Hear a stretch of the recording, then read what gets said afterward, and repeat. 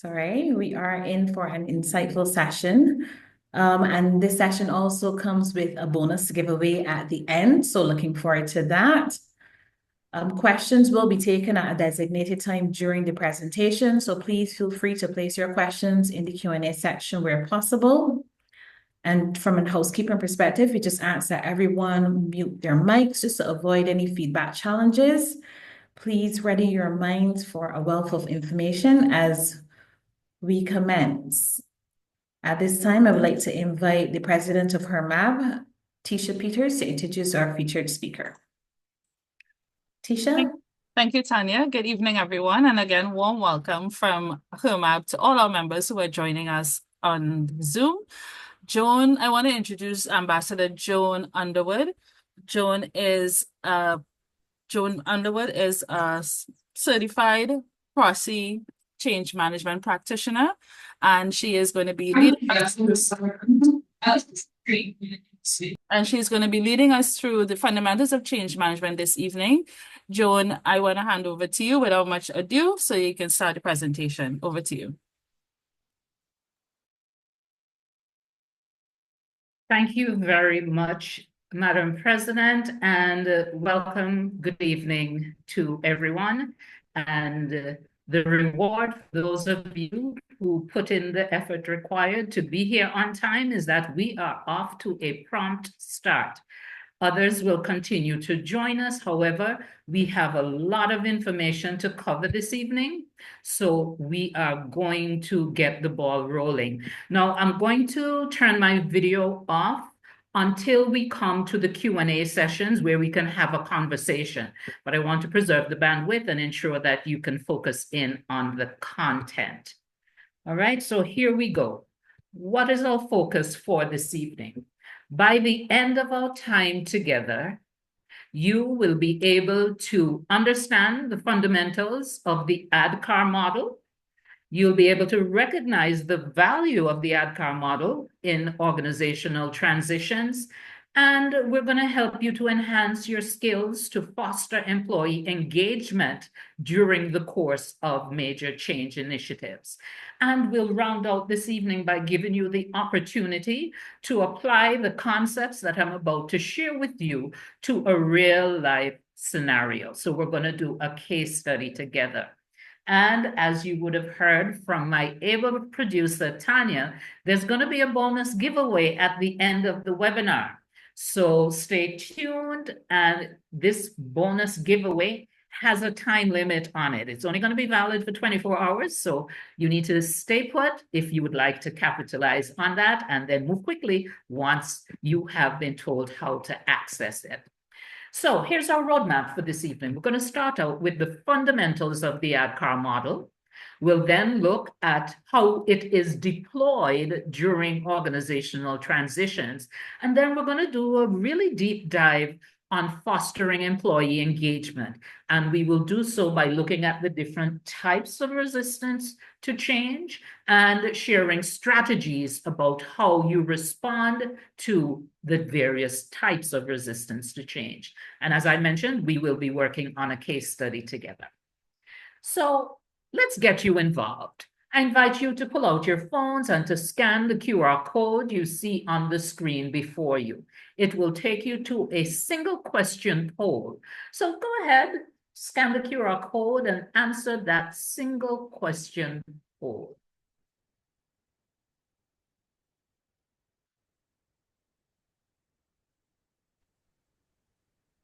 And the question that you're going to be answering is, what is a word or phrase that reflects your current attitude towards managing change?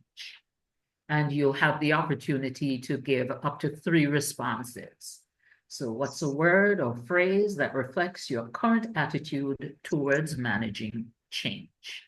Let's see what you've been saying. All right, no responses in yet. Ah, here we come. Ooh, frustrated, tired, stressed. It's challenging. Oh, someone's welcoming.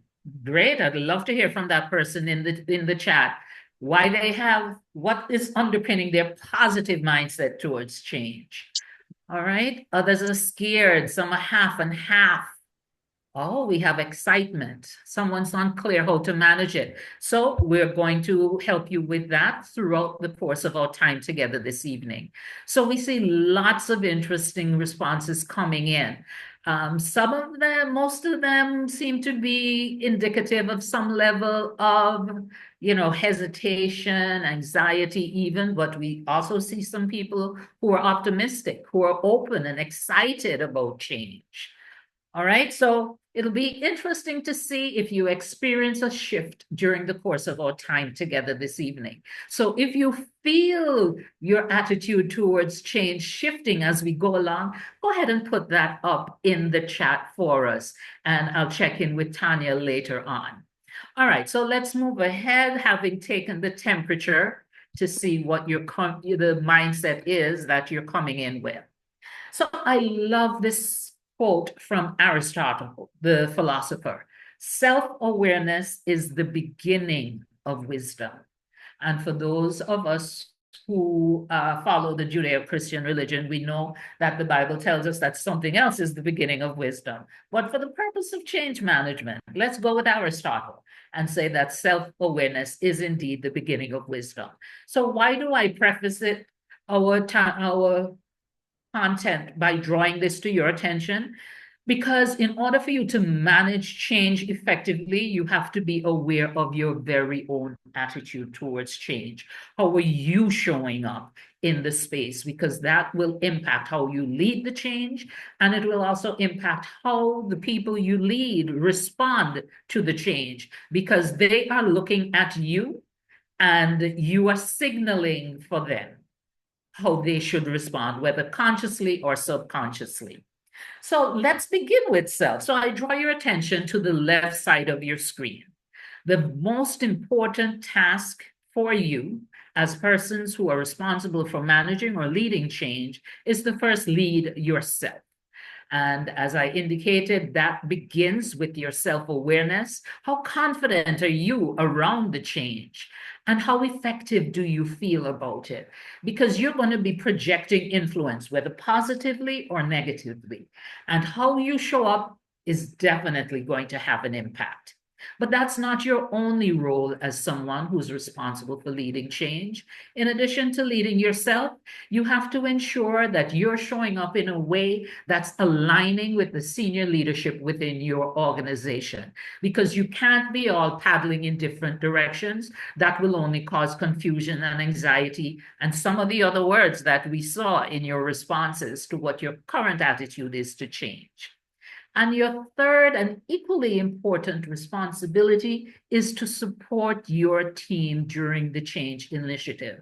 So in addition to aligning with the senior leaders and ensuring that the messaging is conveyed in a timely manner and accurately, you also need to provide a feedback loop. So you're listening to and interacting with the members of your team and feeding that information back to the senior leaders, so that if there needs to be clarification of the message, if there needs to be to take into consideration something that you're hearing from the staff that might not have been factored into the original change plan, that's your role, as being the conduit for that feedback. So 3 pivotal roles, 3 hats you need to wear throughout any change initiative. You need to lead yourself, align with your senior leaders, and support your team.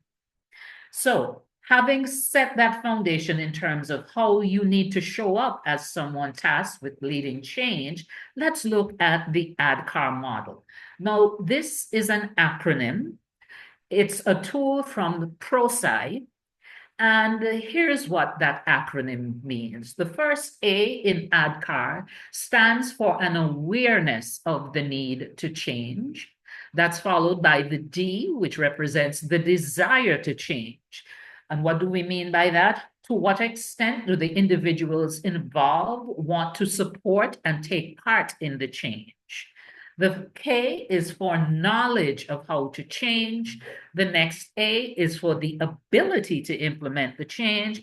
And we round it out with an R, which stands for the reinforcement to sustain the change. So let's go through each of these with a bit more of an explanation.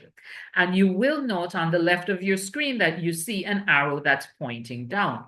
That's intended to signal to you that this is the order in which we need to secure the elements, the outputs for the ADKAR model and change ultimately to be successfully implemented. So we need to begin by creating an awareness of the need for change, the very first step. And this needs to take place not in the heart of the change, but leading up to the change. All right. Once you have the awareness, and that will include your people having the answers to what is the precise nature of the change, why are we changing, what are the risks of not changing, all that falls under the umbrella of having an awareness of the need for change. Once you have created that awareness throughout your organization, you then want to foster, stimulate a desire for your people to support and take part in the change. Now, you may think, well, if they're aware of why we're changing, they should have the desire. Not necessarily. For some people, that will be enough. But for others, you're going to have to answer that all-important question, what's in it for me? Because the desire to change needs to be developed on an individual level. Every individual within the organization, within the target group, every stakeholder who needs to be a part of this change should have a personal desire to support and take part in the change. So you need to answer the question, what's in it for me? And sometimes the what's in it for me is a positive outcome from supporting the change, or it could be a negative consequence for not supporting the change, so that you have that desire to avoid the negative consequence, stimulating the desire to participate in the change. So first awareness, then the desire. After you've created awareness and desire, that's when you go to imparting the knowledge required for persons to participate in the change. And this is a huge mistake that accounts for a lot of failure of change initiatives, that people start here. So the first you hear about a change is that you get a notice that you have to go to training. The people are coming into training, they don't understand the context of the training, they don't know what it's all about, what the implications are for them. And so you're not starting with the best receptivity to what you're going to be training them in. And then training gets a bad rap because they say, oh, we sent them all to training and no, we're not seeing the results that we expected. That's because you didn't do the necessary preparatory work in terms of creating the awareness of the need for change, creating the desire for the change, and then having created the desire, then you give persons the knowledge and the skills that they need in order to effect the change. Coming after the K, we have another A. This second A is for ability to implement the change. And sometimes people get a little bit confused. What's the difference between knowledge and ability? So you can have knowledge and not be able. And to prove that point, I know things about how you ride a bicycle. I can tell you what you're supposed to do, but the only bicycle that I can ride is a stationary bike. All right. Similarly, there you have all these pundits that know everything about a particular sport, but put a cricket bat in their hand and it's a different kettle of fish. So having the knowledge of how to do things and being able to do something is not one and the same. So under the ability part of the ADKAR model, we focus on converting knowledge to skills, competence, the ability to execute. Additionally, we focus on ensuring that there's an enabling environment for the change. So let's imagine, for example, that the change in question is transitioning to a new application for your accounting in the company. right? So you explain to people why we're changing, okay? The supplier no longer supports the old software that we were using. Therefore, if we don't do this conversion, we're not going to be able to access our old records or to create new records. You can then create the desire by explaining what's in it for them. So they'll be able to be efficient on their job and produce greater customer satisfaction with this new system, which has better functionality. So you get them on board with the desire to move to the new system. You do the training so they understand how to use the system. But suppose you don't install the system on their computers. How are they going to be able to implement the change? They know how, but they're not able because they don't have access to the resources that they need. And so when you're leading through a major change initiative, it's important to ensure that in addition to having the skills, people have the right enabling environment in order to be able to implement the change. And the final element in the ADKAR model is the R, and that's for reinforcement. Now, we know that, in life, human beings, we tend to like things to kind of stay the way they are. And so there's a temptation to go back to the old way of doing things. So imagine if we're staying with that example of the software that I mentioned, and the first couple of days we start having some problems with the software, people may be tempted to go back and use the old system. So when you're designing your change initiative, it's important that you include measures to reinforce and sustain the change so that people do not revert to what obtained before the change. So that, in summary, is the ADKAR model: awareness, desire, knowledge, ability, and reinforcement. And remember, the sequencing is important. You don't start with reinforcement, you start with creating awareness. Now, in terms of how you use this within an organization, this table that I have before you, you'll notice you have the ADKAR model spelled across the top, and then we have the change management activities displayed in the first column. So as someone who has a role in managing change, these are the tools, these are the activities in which you will need to engage. You're going to need to communicate. You're going to need to ensure that there are sponsors for the change initiative. You're going to need to ensure that there's coaching available to people to help them to take up the change and to sustain it. You need to anticipate and manage resistance to the change. And of course, training has a role to play. Now, it's important for you to match the tool, match the change management activity to what you need to accomplish, because not every tool is suited for each stage of the model. So if we start with creating awareness, the tools that you use to create awareness, obviously, communication is going to be very important. And when it comes to change, you cannot communicate too much. I mean, I've been a consultant for a couple of decades now, and invariably when I go into an organization, one of the things that people flag is, oh, they don't tell us what's going on, they don't communicate enough. So as much as you think, but we already told them, there's some research that says people need to hear things like 5 times before it begins to stick, okay? So communicate, communicate, communicate. Also, for creating awareness, you need to have sponsors, champions of the change who are going to be visible, who have influence within the organization, who can be out with the message, helping people to understand. Remember, the why are we changing? What is the exact nature of the change? What's going to happen if we don't change? What's going to happen if we do? What are the benefits that come with it? Coaching is also important because remember, we've said that effective change happens at the level of the individual.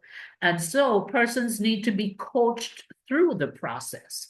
So again, in the awareness stage, you're going to leverage communication, sponsorship, and coaching. When you get to the desire now, creating the desire to be a part of the change, again, the role of sponsors will be very important. Similarly, coaching continues to play an important role. And to create the desire, you have to be actively monitoring and managing resistance. And remember, I promised we're going to take a deep dive into this particular tool, because if you don't have a resistance management plan, you're likely to have a failed change initiative. Knowledge, okay? So coaching and training, that's how we impart the knowledge of how to change with the ability, and remember the distinction that I outlined between creating the knowledge and creating the ability. So you're still going to need coaching, you're still going to need training.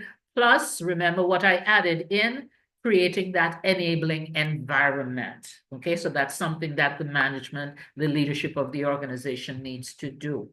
And then when we come to reinforcement, again, the sponsors have a pivotal role to play here, and the one-on-one coaching again to make sure people are not backsliding.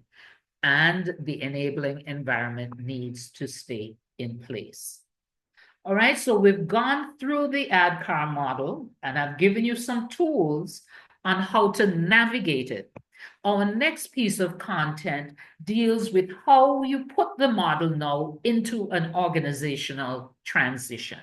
And again, if you have any questions about the content as I'm going through, please feel free to put them up in the chat, and we will take them at designated points during the webinar.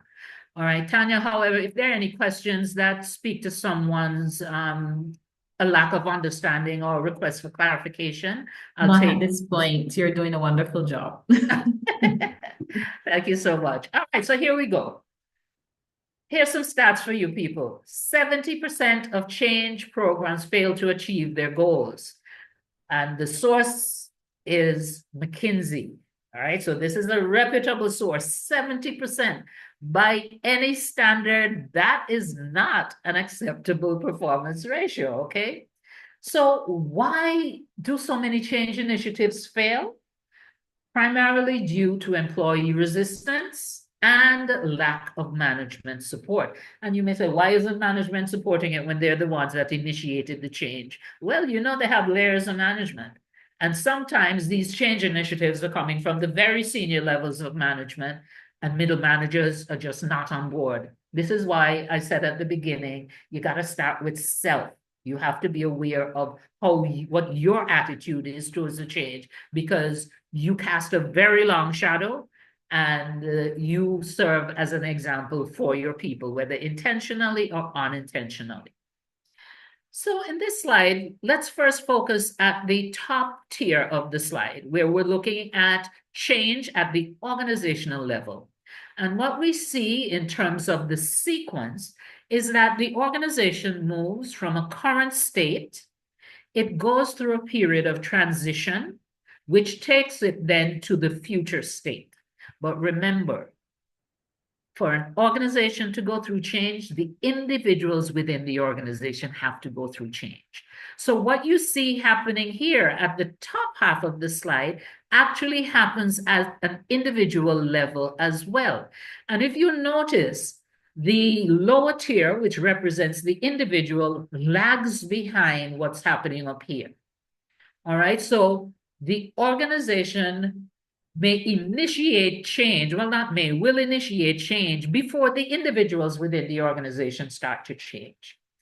And so when an individual is in the current state and they hear that there's going to be this change, they start asking themselves a question. How will this affect me? How will I do my job after the change has been implemented? So you see now why you have to start by creating the awareness and the desire.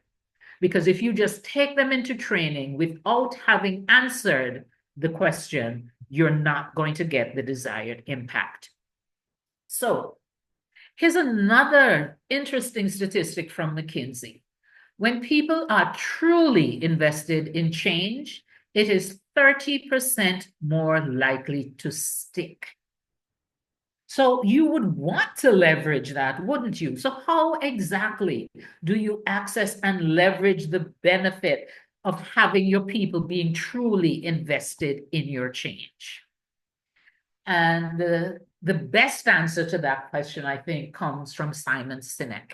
If you haven't read this book or seen his TED Talk, I invite you to take note of it. It's one of the most watched TED Talks globally.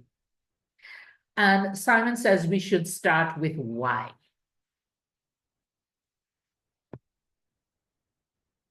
Or maybe Simon Sinek is not sufficiently persuasive for you. So how about Peter Senge? Peter Senge says people don't resist change. They resist being changed. What's the difference? It's not just semantics. When you're changing people, they are the objects of the change. All right, you're deploying them, you're telling them what to do. Whereas if we go with this approach that Senge recommends, you engage their minds, you engage their hearts, so they become not objects of the change, but they become subjects of the change. They help to design the change, they give input into the change, they give feedback. And it doesn't mean that the feedback has to always be positive. They can give feedback in terms of how it can be even better. And so rather than just putting your people through the change, Senge advocates engaging your people in the change process. And so this speaks to stakeholder engagement, stakeholder consultations, and fostering desire to be a part of the change. So how do we layer the ADKAR model on top of the organizational change management model? So remember, we said the stages of change, you move from the current state, go through some sort of transition to get to your future state. So this slide is very important. And if you remember one thing from this evening, remember this image in terms of how you line up the ADKAR model with the stages of change. So it's in the current phase, before you start the transition, that you focus on creating awareness and creating desire. Once you have those outcomes, that you have awareness and you have desire, your people are ready for the training. They're ready for the coaching. They're ready to learn and begin to apply the new system. And then during the future stage, that's where you have your reinforcement to ensure that people do not revert to the good old days before the change came into being. So there you have it, the ADKAR model of change and how you use the ADKAR within an organizational setting. And so this is our first break where we will entertain any questions, discussions that you might have before we start looking at our new content. Okay, Ambassador Underwood, we have one question in the chat from Marcia. So Marcia wants to know, how does organizational change truly take place with staff training in the process when the organization is the sum of its staff? Repeat that question for me, please. How does organizational change truly take place with staff trailing in the process? Oh, trailing. Yes. Oh, I thought you said training, so that's what confused me. Okay. When the organization is the sum of its staff. Well, I think that the answer, Marcia, is embedded in what we've covered so far, because that is exactly the problem, which is why we say you don't start training until you've brought your people along with you, having the awareness, having the desire, because if the individuals don't change, the change will fail. That's why 70% of major change initiatives fail, because the people are, as you described it, Marcia, trailing. All right, so you put your finger right on the pulse of the biggest problem that we have and the major contributor to failed change initiatives, as we saw from the McKinsey study. And the second one would be lack of managerial support, but the managers are people too. So they also need to be brought along in the process. So Marcia, does that answer your question? Yes, Joan, largely it does. Still having a bit of difficulty though in that, in an organization where you have so many moving parts, it is really difficult for management to focus on change management in this context while dealing with all the other things. Is it then that you're suggesting that you need a team dedicated to this role in terms of bringing along, doing advocacy, doing all the necessary steps, having those champions, all of those in place? Okay. So my Because it doesn't seem to be a task that one individual or a few can really succeed at. Okay. I love the question. And my answer is that it's not either or, it's so you asked, should there be a team that's responsible for change? I do think that in organizations, especially in the VUCA environment in which we operate now, and for those who are not familiar with the term VUCA, it stands for volatile, uncertain, complex, and ambiguous. And in the context of VUCA, change happens frequently. So I think that there needs to be like an umbrella body, which is made up of people from different levels of the organization who are responsible for general oversight of all the change initiatives within the organization. Yes? In addition to that, and listen to me carefully, I feel very strongly about this. I think that change management, change leadership should be on every supervisor, every manager, every executive's job description, and they should be evaluated on their ability to effectively lead change. That's how important it is. That's how you ensure that people pay attention to change, by making them accountable for their stewardship of the change initiatives. What do you think? And not just Marsha, others as well.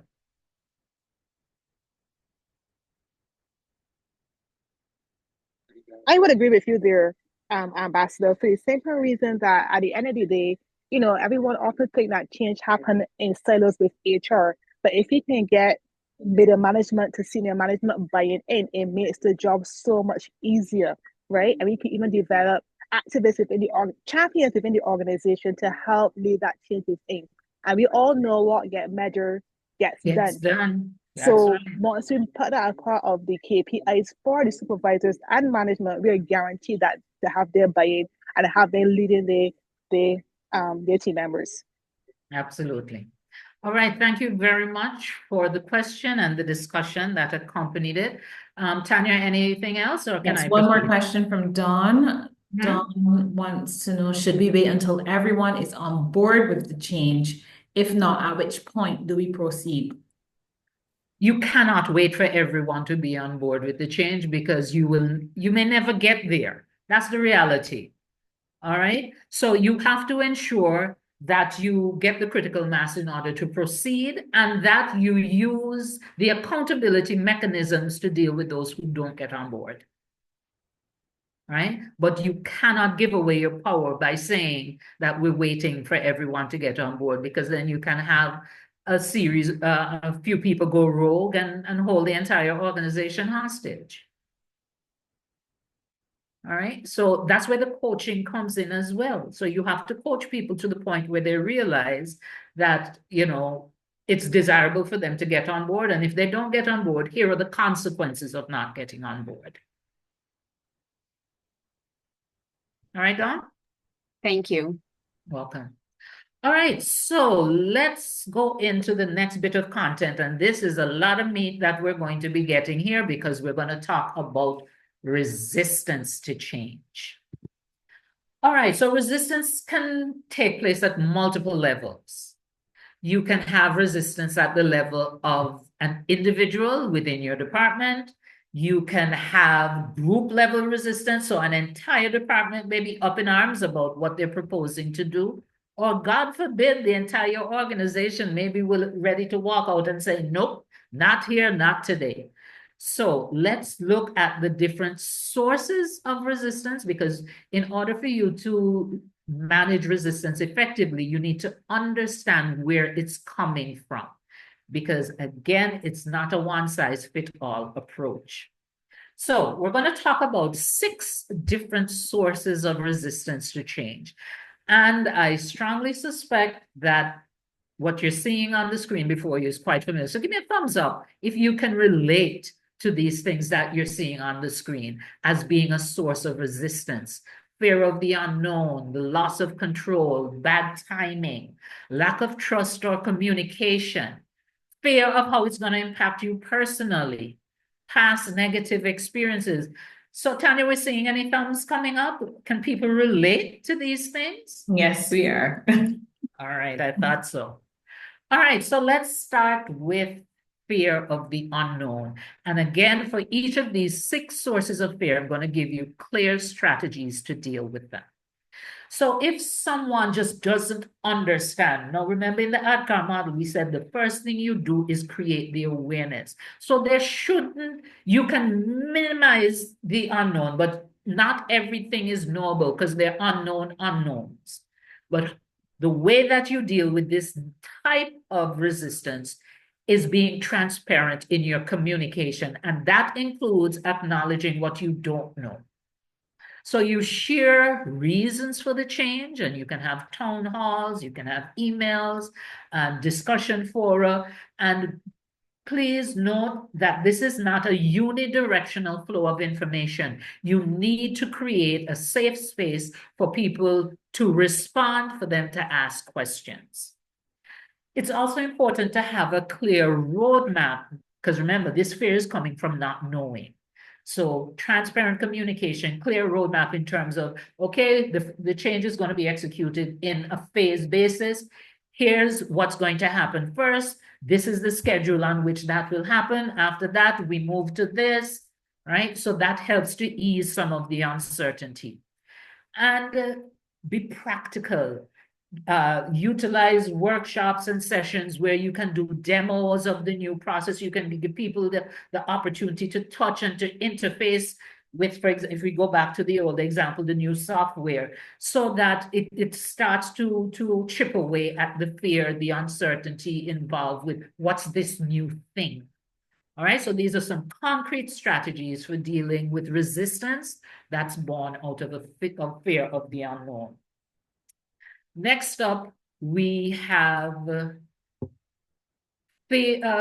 resistance due to a concern that you're going to lose control, you're going to lose your autonomy.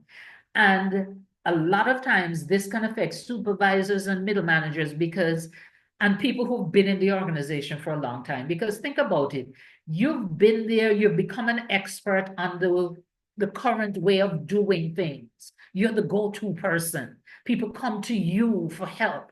And all of a sudden, they're now going to take away your power base by going to something new. So how do you deal with that? You include the people in the discussions and the decisions regarding the new process. That can help to take away some of the resistance. Also, where possible, because sometimes, I mean, COVID didn't give us time to do gradual changes. We had to, move chop, right? But where possible, you can introduce the change on a step-by-step basis and promote the ownership. Remember what we heard from Peter Senge, right? People resist being changed. So if you make them subjects of the change and not objects of the change, you can get their buy-in. So look for people who you can be either formal or informal champions for the change, for the transition. So that, again, remember the concern was I'm losing control, I'm losing autonomy. Here you're giving them an opportunity to create a new power base. Therefore, they are less likely to resist. Okay, the next source of resistance, is bad timing.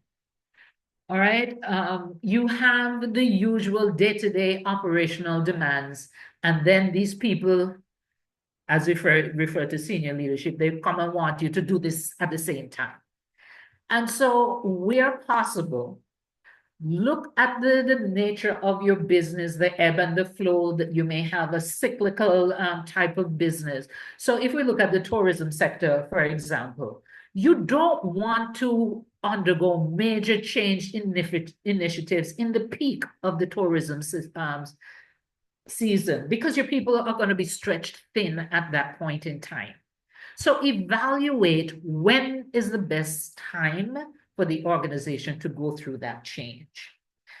Another thing that I would say, if everything is a priority, then in essence, nothing is a priority. So be very intentional, be very strategic in terms of how you identify your priorities and communicate that to your people. And where possible, be flexible in terms of the timing of it. But you need that feedback loop is going to be so important. So you're checking in with your people, you're hearing from them. how they're managing, because the last thing you want is for them to get so stressed out that they throw their hands up and the day-to-day suffers, as well as whatever the change initiative is. Coming up to our fourth source of resistance now, and this is huge. If people within the organization don't trust the leadership, that is an uphill battle every step of the way. All right? But if you find yourself in the situation, you can't just throw up your hands and say, I give up. So here are some strategies for dealing with resistance that's born out of a lack of trust or a lack of communication. So it starts with communication. You have to share the evidence supporting the need for change, and we would have done that in creating the awareness, going back to ADKAR, that first A, when you're creating the awareness. But the communication didn't stop there. You have to continue to communicate throughout the entire change cycle. All right? Another thing that organizations sometimes err with is having a one-size-fits-all approach to the messaging. So everybody gets the same message. If people do not see their needs, their concerns, their interests reflected in the message, you're not going to get the desire to support the change. So you need to craft specific communication plans where you list your stakeholders, you do your stakeholder analysis, and you craft messages for each of the stakeholders. So when those messages land, they resonate. You may even need to change the messenger based on which stakeholder you're communicating with, because the message needs to come from a messenger that they know and trust so that they're more receptive. And the leadership, remember the sponsorship, remember the table we looked at with the activities. So you need to have visible leadership engagement. So the check-ins, the team meetings, open forums to build trust. And there's some interesting research that Prosci has done that has found that when it comes to messages about the business writ large, so the big picture messages, people want to hear those messages from the organizational leadership. But when it comes to the messaging around how this is going to impact me directly, I want to hear that from my supervisor or my manager. That's the person who knows and understands what I do on a daily basis. So those people up there mightn't get it. So what they're telling me, I don't know how much stock I can put in that. But in terms of the people that know what I do on a daily basis, I want them to tell me how this change is going to impact me and how I do my job. Okay, and we come to our final source of resistance, the fear of personal impact, right? So, of course, it's natural people to want, so what does this mean for me? So if there are opportunities for growth, by all means, go ahead and highlight that, including, okay, here's what we're going to do in terms of upskilling, here are the opportunities for promotion, career advancement, etc. But sometimes the change may mean that some positions, and notice positions become redundant, not people. Some positions may become redundant. If so, are you going to be doing reskilling? Are you going to be offering practical training, certification, other ways so that they can then position themselves to take up other roles in the organization, or maybe even outside of the organization? Do you have an employee assistance program to help those people who are going to be displaced? Those are the types of things that you need to be open about, transparent about. Clarify how roles are going to change. Don't leave your people guessing, wondering, because they're going to come up with the worst case scenarios in their mind and they're going to act as if they're real. So if you have information that you can share, be proactive about doing so. And that can help to ensure that your change process does not get derailed. Any questions or comments about the sources of resistance to change and the strategies that you can deploy in order to mitigate those risks? Nothing in the chat, but you can feel free to unmute and pose your question at this point.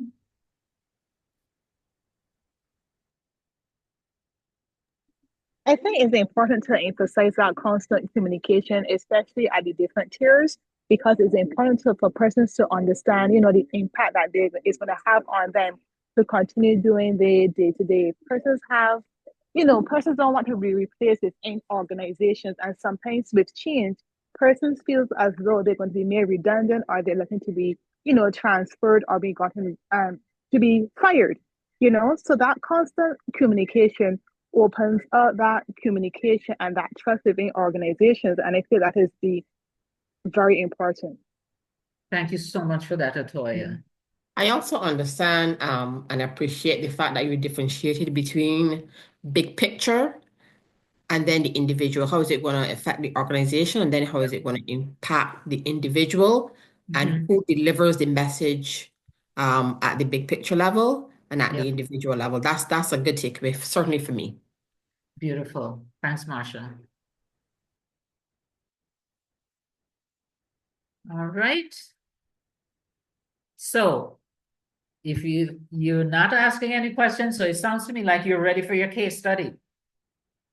All right, so let's delve in, and the case study would have been circulated in advance, but let's just go through the scenario. And I chose a topic that I think should be relevant to all of us, because I think everybody on the webinar, we're all Caribbean people, right? Let's get a thumbs up for Caribbean people. If we have anyone who's not from the Caribbean, I think the principles will still apply because we're dealing with climate change and sustainable energy. And so that's a global issue. All right, so here's the scenario. At the level of CARICOM, we have set the renewable energy targets under what we call CSERMS, which is the Caribbean Sustainable Energy Roadmap and Strategy. So CSERMS has the targets that you see on the screen embedded in it.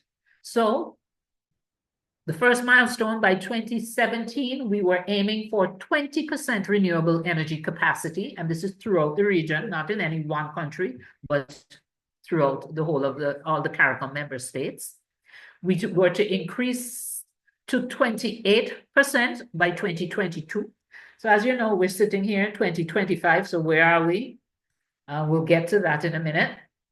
And ultimately, we wanted to get to 47% RE capacity by 2027. So we're 2 years off from the ultimate milestone. And here is where we are. So by 2022, we had only gotten to 12%. Remember, the target was 28%. So we were less than 50% of the way we needed to be, or we had set out to be.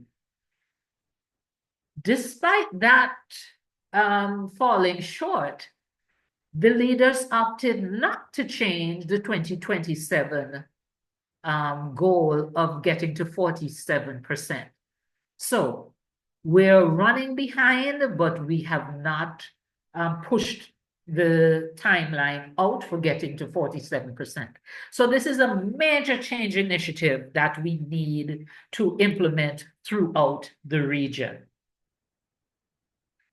So in your handout, you would have gotten, well, one of your handouts was a sheet that looks like this. So I just want to invite you to have that handy, okay? Because I'm going to ask you to fill it out, and then we're going to talk together.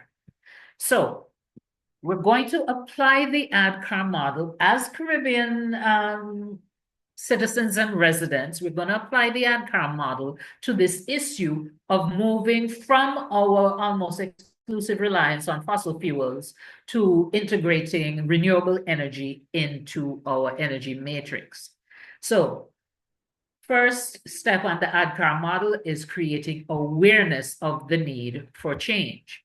So first task, and again, you're going to use the handout that you got, and you're going to answer this question. As a CARICOM national, how would you rate your level of awareness of the reasons why our governments have committed to these renewable energy targets? So go ahead and jot down your notes. So we're going to go through, work the example, and then we're going to come back and discuss it. Okay? So go ahead and make some notes about your level of awareness. And you're going to rate yourself. You can make some notes in terms of things you know, but you're going to rate yourself on a scale of 1 to 5. 1 is, I have no idea what they're talking about. And 5 is, yeah, man, I get this. I completely understand all about sustainable energy, all about why we need to be making this transition. I get it. So where are you? Scale of 1 to 5. So use the handout, jot down your notes, and give yourself a score.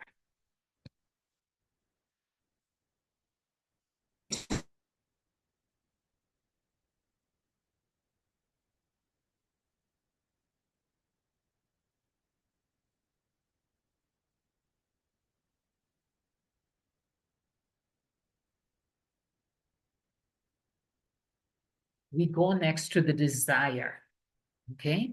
So what is your current level of desire to take the actions necessary to help the Caribbean achieve that target of 47% renewable energy by 2027? What's your score? Again, the scale is 1 to 5.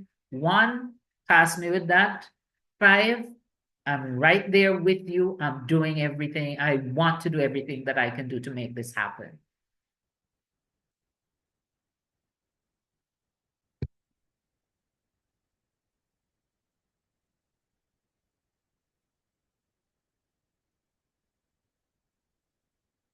From awareness and desire. And if I'm going too fast, just let me know, okay? From awareness and desire, we go next to knowledge. So how would you rate your existing knowledge of what you can or should do to help us get to that 47% RE target? And you can jot down, what do you know, right? As well as giving yourself a score on that scale of 1 to 5.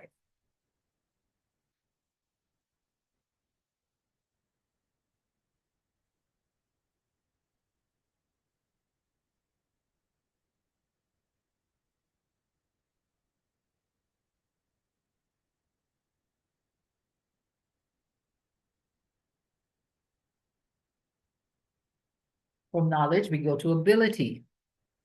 So are you currently able to switch from fossil fuels to renewable energy and in any scope?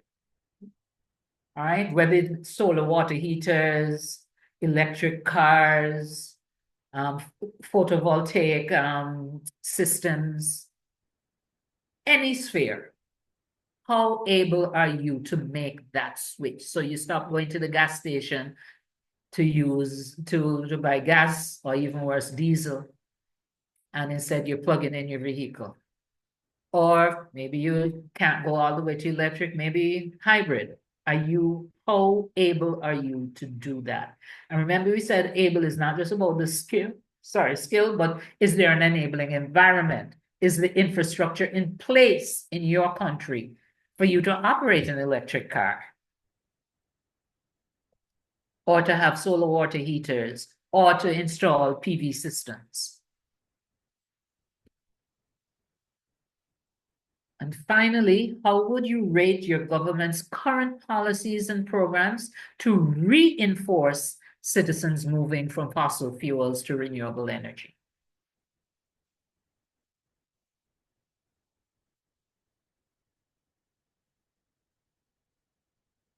All right, so answer all 5 of the questions, give yourself a score for each of the 5: awareness, desire, knowledge, ability, and reinforcement.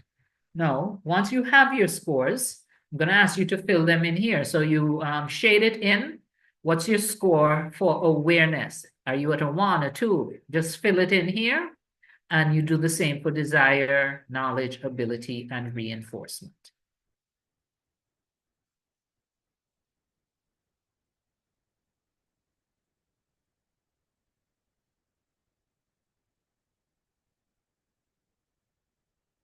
Okay, now we're going to have a conversation about what your charts look like. Okay, so Tanya, anything I need to tackle it from the chat before we start discussing the person's results? Not at the moment. Okay, great. So I hope you guys were actually doing the exercise so that now we're going to have a conversation about it. So who would like to lead off the conversation by sharing their scores with us?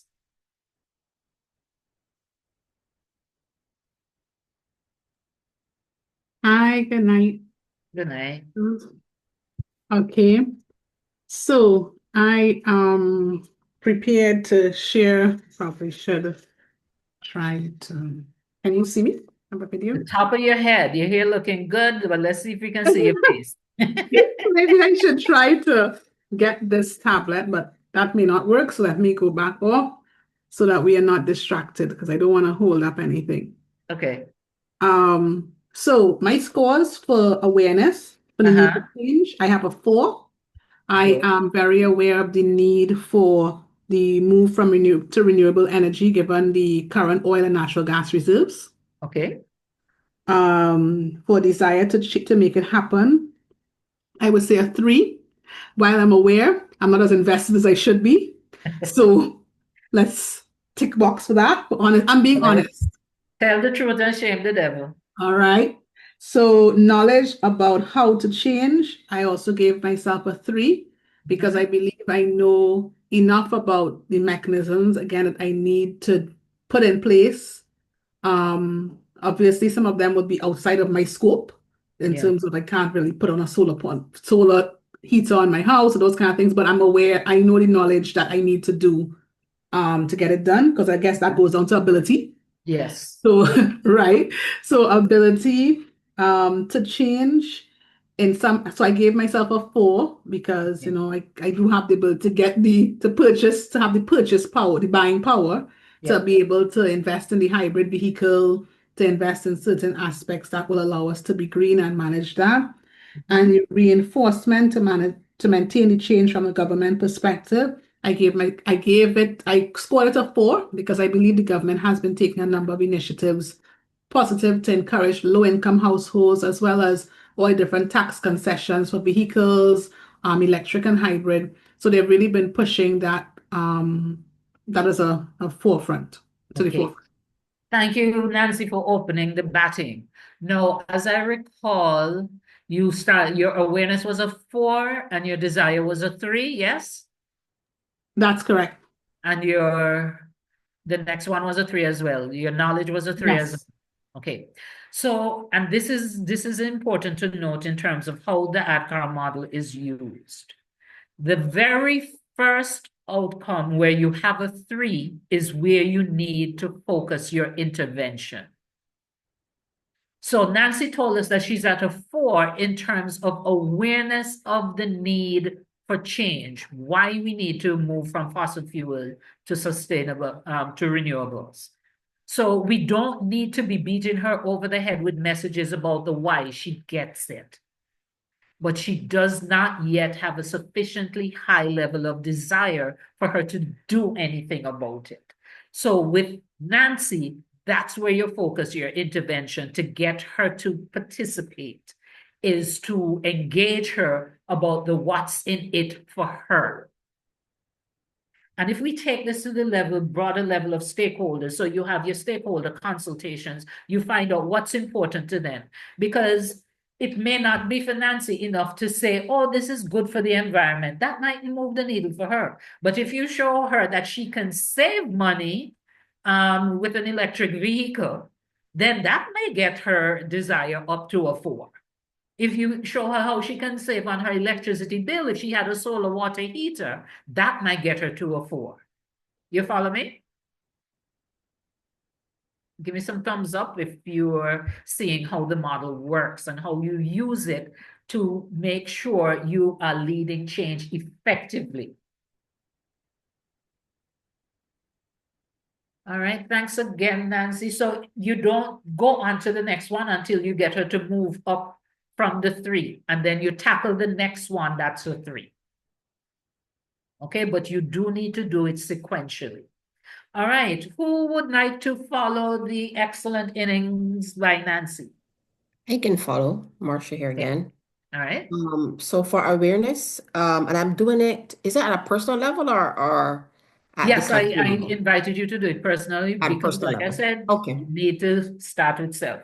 Okay. So if I'm doing it at a personal level, Uh-huh. I will give myself a 5 for awareness, desire, and knowledge. And Okay. that's because I am in that field, work in that field, did it all for the last 20 years.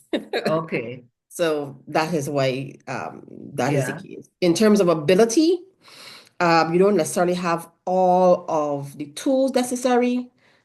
Critical there is the funding to be able to do that. Uh-huh. So at some extent, I would give myself a 4 there.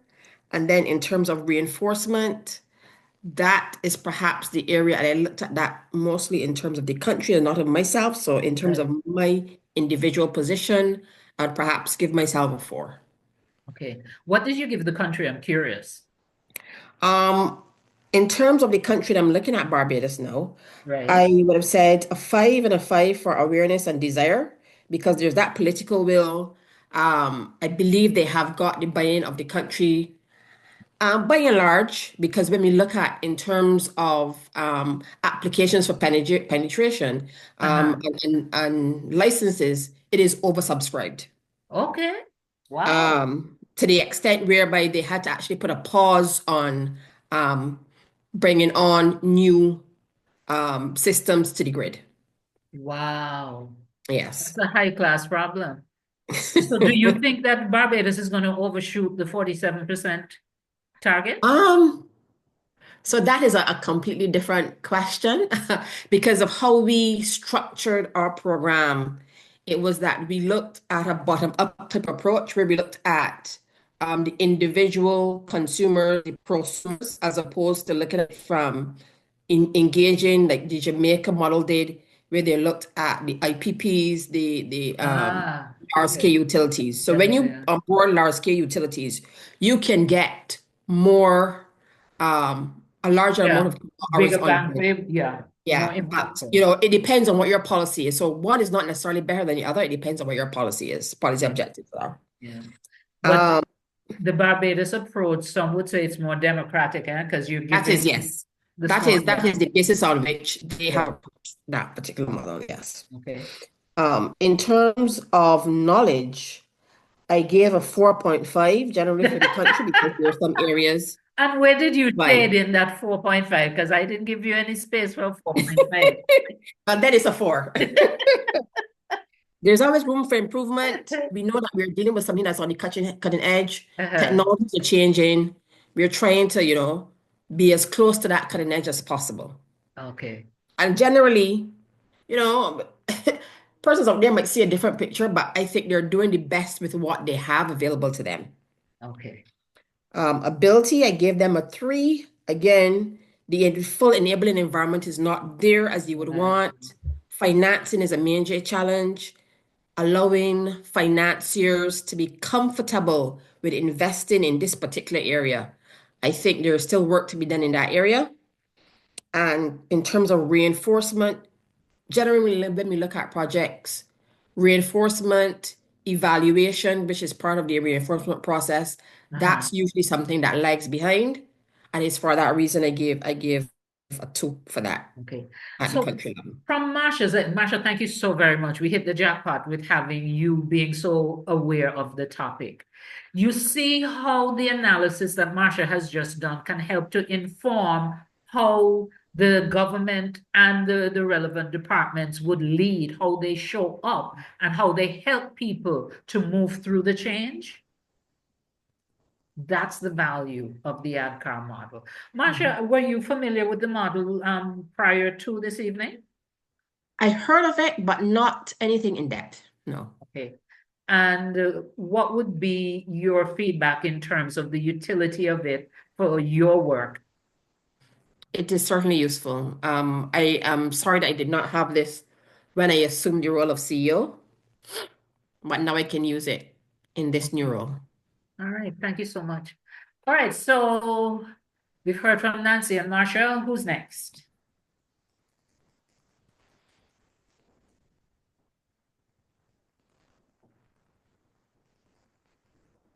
Don't let me need Hey, open up and call on you. Okay, Rhonda. Yes, Rhonda. Talk to yeah. us. My scores are a little between what, oh dear, a little between what Marcia and Nancy.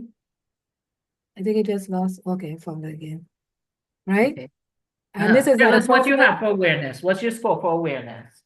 my awareness was a 4. So on a personal level, Yeah. at a 4, because I'm generally aware about the need for the renewable energy and so on. But Okay. my desire then is a 3. So we do have, on a personal level, the solar, water heater, and the electric vehicle. But in terms of the whole panels and so on, going fully electric and maybe going off the grid. So that is where, so I have a 3 for that, and then I have a 3 for the ability, again, thinking about the financial, having enough, the financing to go fully off the grid. But I do agree, it's a positive, so we can see that. So my 2 3s are desire and ability and knowledge. I'm aware of the process, so you have to, because for the electric vehicle, that works fine. Before I was thinking about a hybrid, but my husband invested in the electric vehicle, and now I am sold on the electric vehicle. Well, I've been driving electric for over 3 years now, and Okay. my husband is on a hybrid, but I'm pure electric. Okay. So correct. Reinforcement to maintain the change. So I gave that a 4. Okay. Right? But generally, it's the fully committed to the entire. So we're doing it a piece at a time. So right now we recently invested in the solar AC system. Okay. Yeah. Ooh. I didn't even know that was a thing. Yes, it Put in is. the chat for me, please, where we can find out more information about that. Okay. Okay, we'll do that.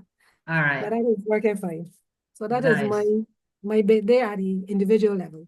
Okay, thank you so very much for sharing that. All right, and for those, I mean, it so happens that we have 3 people who are practically converts already, that if we're going to, as a region, get to the target, we have to become advocates.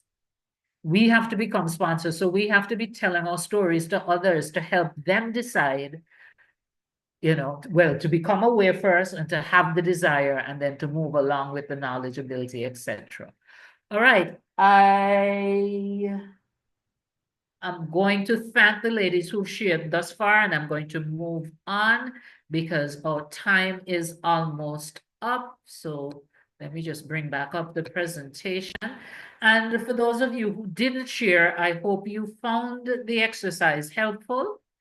And I used something that I thought would be relatable to everyone, but you can use this with any change initiative. And as you know, you can use it at an individual level. You can use it with your team to work through and see where they are in relation to any change. So as a reminder, this is what you deploy based on what the gap is. So again, ensure you're using the right tool to do the task at hand. All right, any additional questions, comments, concerns, something you thought would have been covered this evening that has not been covered?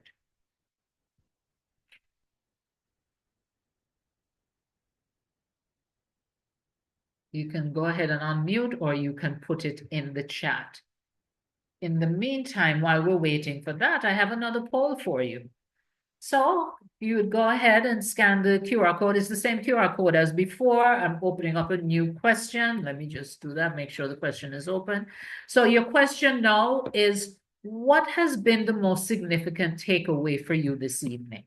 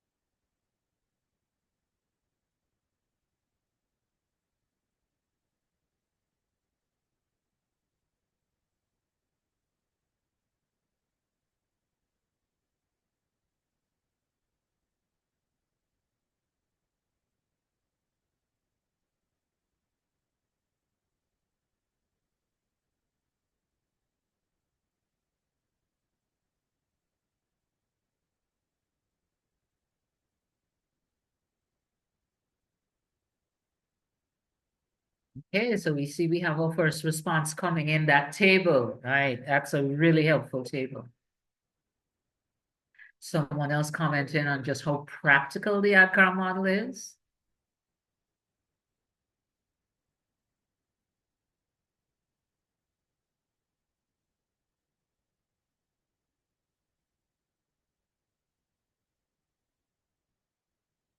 I can lead change confidently with the ADKAR tool. Delegating to my managers is essential. Great takeaway. Great takeaway.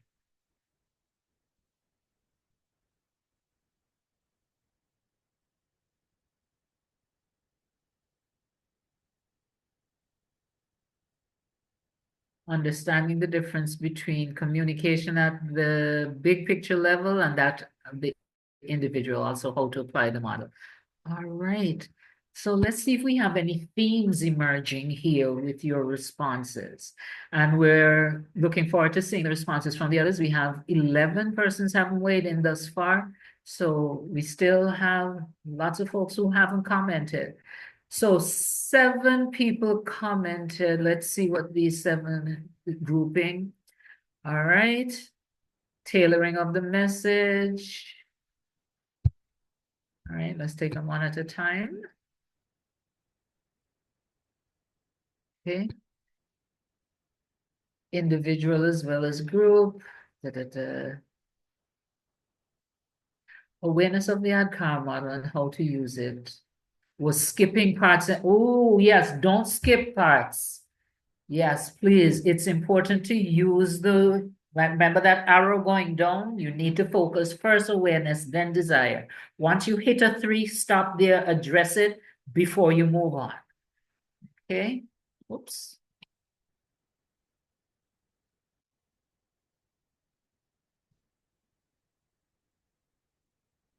So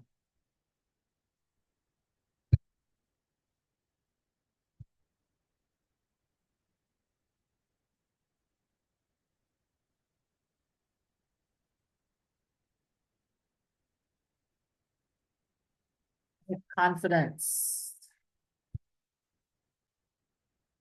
Change is inevitable, absolutely. But you have tools now that can help you to navigate it successfully. Trust and communication, fundamental building blocks for effective change.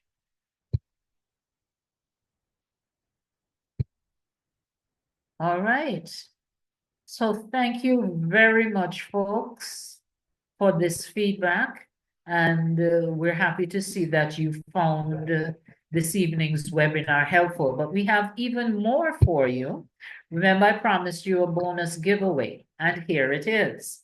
So this is my book, Manager's First Aid Kit, and there is a chapter devoted to leading change in the book. So chapter 4, Becoming Change Able. So you can either scan the QR code or you can use the URL to go to a landing page where you can download a complimentary copy of an audio recording of that chapter from my book. My book is also available on Audible.